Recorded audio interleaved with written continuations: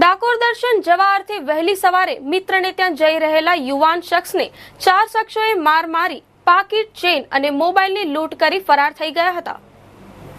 Ajwa road પરની નવજીવન સોસાયટીમાં રહેતા વિહાંગ શ્રીમાળી પૂનમના દિવસે ડાકોર રણછોડજીના દર્શને જવા માટે પૂનમ કોમ્પ્લેક્સ ખાતે રહેતા તેના મિત્રોને ત્યાં વહેલી સવારે આવી રહ્યો હતો।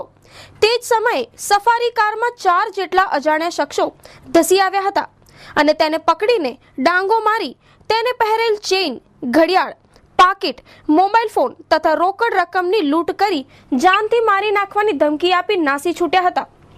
લૂંટારોના મારથી ઈજા પામેલ વિહાંગને સારવાર માટે કારેલીબાગ ખાતે આવેલ ખાનગી હોસ્પિટલમાં દાખલ કરવામાં આવ્યો છે।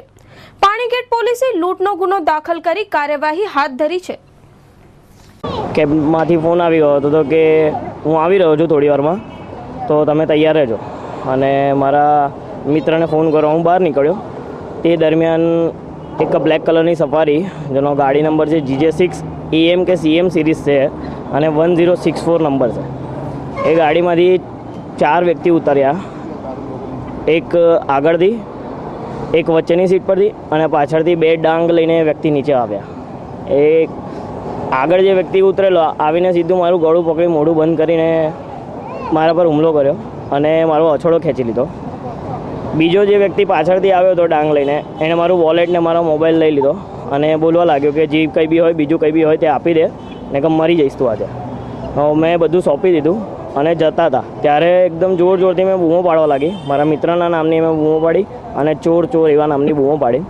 આજુબાજુના રહીશો તો થોડા બહાર આવી ગયા, મારા મિત્રો બી ફટાફટ બહાર આવી ગયા, પણ 1-2 મિનિટમાં એ લોકો ત્યાંથી ફટાફટ નીકળી ગયા। કલા દર્શન 4 રસ્તા બાજુ જતા હતા ત્યારે મેં એમની ગાડીનો નંબર નોટ કરી લીધો। એના પછી તરત હું પાણીગેટ પોલીસ સ્ટેશન બાજુ જતો હતો।